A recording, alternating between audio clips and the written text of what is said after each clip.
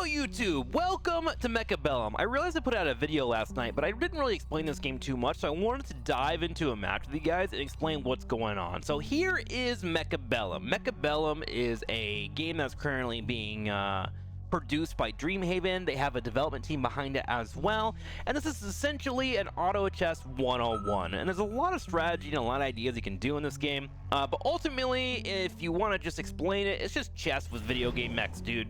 And that's what it comes down to. So let me go ahead and show you it. First, I'm going to say hi.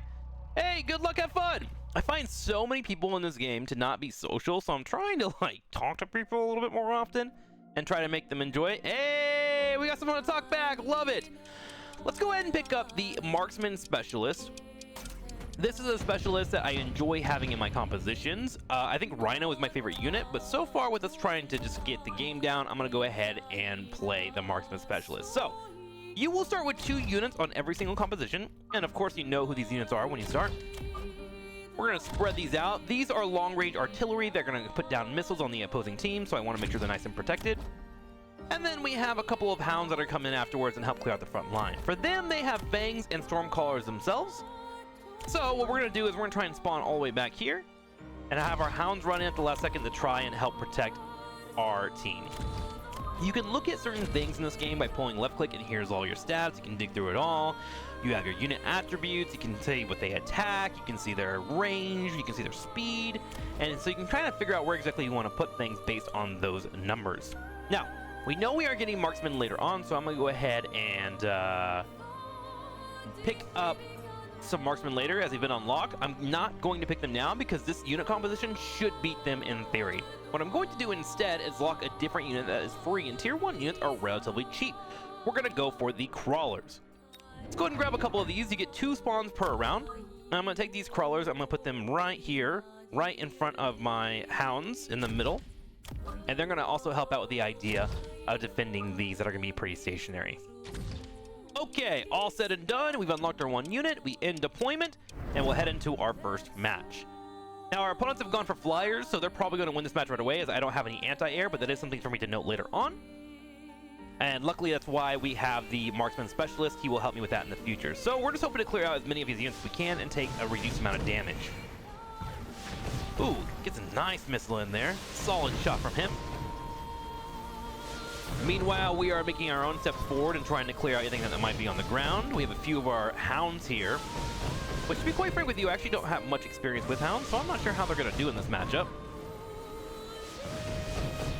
You can see these guys just flying around. Oh my gosh, just dunking on my units.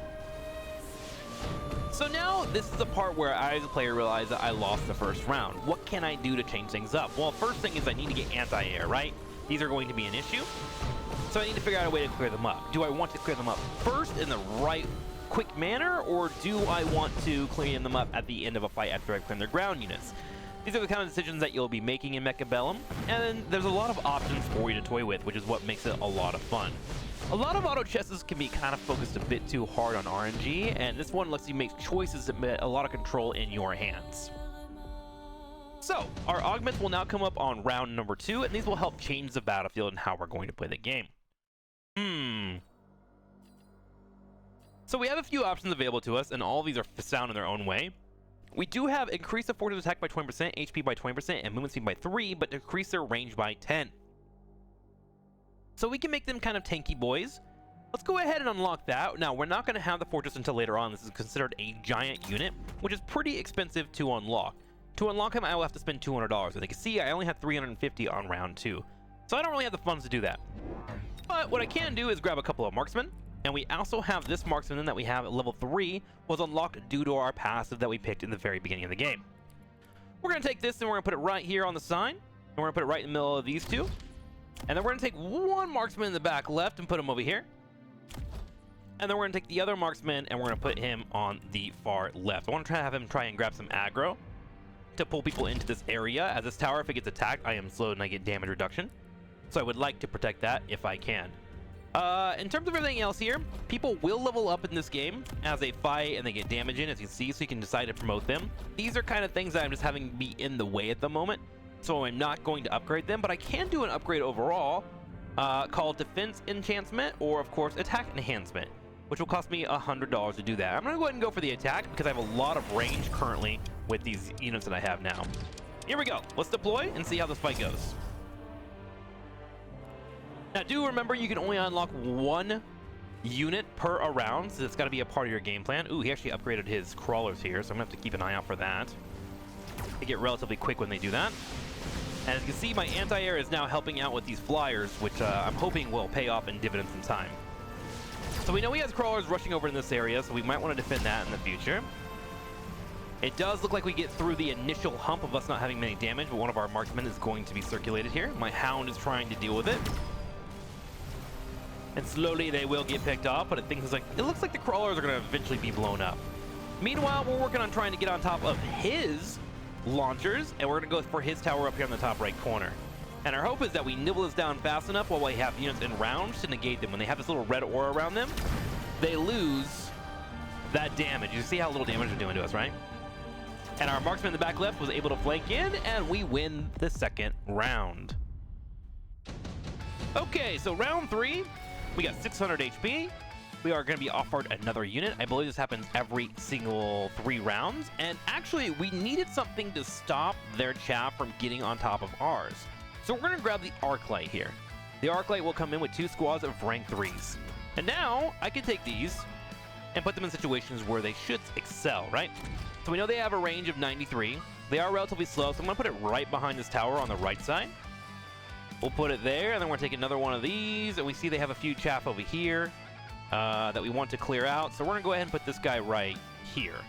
I want them to be able to splash damage before this comes in and do their damage, so they can work in tandem. And now we have $500. Now, based on what you're trying to build up, there can be certain things that you care more about, or you want to put more damage in, and for this game, because we saw their flyers, and I want to make sure they're not going that route, I'm going to go ahead and put a little bit more damage into my marksmen by increasing their range by 40. To give them a little bit more strength. And it will be a pretty hefty upgrade, but it's because I'm going to build a few more marksmen too. I don't mind putting cash into marksmen. We're going to put one over here to help out with this clear. But I also want it to be right here as well, in case he tries to spawn anyone to flank me on these back right corners, right? And it looks like I have this covered here by this marksman as well.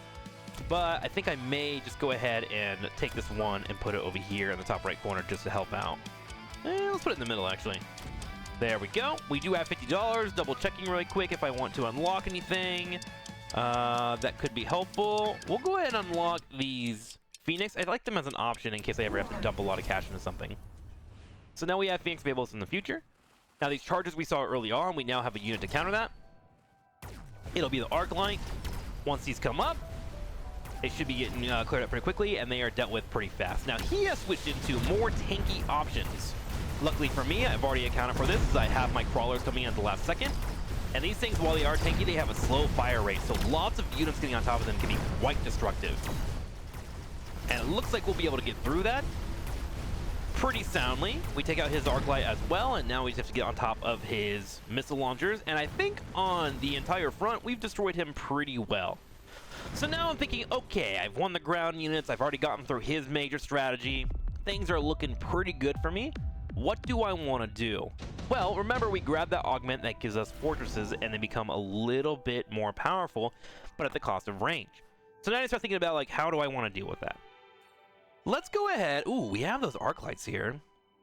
Ooh, do I want to do that? Yes, I do. So this is a 3-round cooldown. It's pretty nice, but I'm going to go ahead and pick up the extended range arc light. I want these arc lights that I have because they're slow to be able to shoot again all times, right? Their movement speed is 7, so increasing their range will give me a better chance. What I'm going to go ahead and do is start moving towards unlocking that fortress. $200 for it. But remember, I have Assault Fortress, increase the attack by 20%, HP by 20%, and movement speed by 3, but will decrease the range. So I'm going to need him to get up and into my opponent's face. The cool thing about the fortress as well is they're pretty flexible, at least to me, so I really enjoy what they bring to the table. I'm going to go ahead and put this right... What's his movement speed right now? 9? And this one's currently 7. Okay, we're going to put him a hair behind this. I want him to move up and be able to shell on opponents. But I don't want him to take the brunt of the damage at the start. Even though he has decent HP and attack, I'm going to probably build him up to be really, really strong. Now, we have $100 left over. Let's go ahead and build one more of these crawlers here. And then we're going to have them come help out with trying to make sure that we're running over these in the future. So let's go ahead and space them and have them come in from behind. And we'll end our turn. Okay, so we have some flanks coming on the back right. Now, when something does teleport in, it will have to go through an entire teleport phase, right? So we will be able to clear that up, but next phase, it will be there right away with no issues. So as you can see, we're able to shoot them as they are teleporting in. And they do pull my units away, which allows for these units to start moving in, which is probably his plan, right? Disrupt me just enough. I get my crawlers to match back on their crawlers, we defend our tower well, and now we go into the normal fight. Okay, missile launchers are starting to clear out these, but these again don't really mean too much, not putting too many resources into them.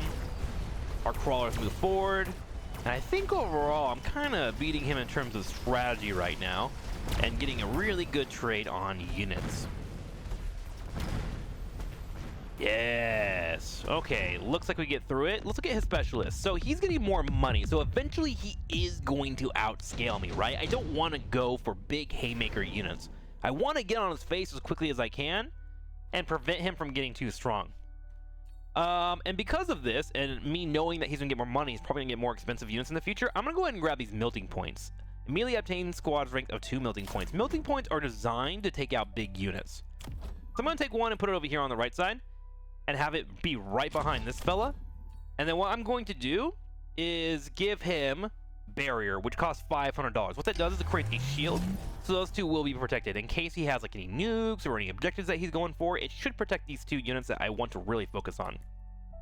Now, with that being said, we're doing pretty well here on the left side. My question here, or what I need to figure out what I want to do, is like, what do I want to try and start powering up? And my marksmen right now are getting really strong, so what I'm going to do is put some points on them. This guy is cannon fodder. He is way too close to the edge. This is something that I need to think about in the future. So I'm going to go ahead and probably let him die. If he survives, heck yeah, but I'm not going to dump any money into him because it's probably not going to be worth it. Let's go ahead and build one Phoenix here. Just because I want to have that option to start building up, and I'm going to build it back here on the back left, just in case he decides to start flanking this area, and have him come in and clear these things out. And at least I have a little bit of air units, so he has to be thinking about that in the future.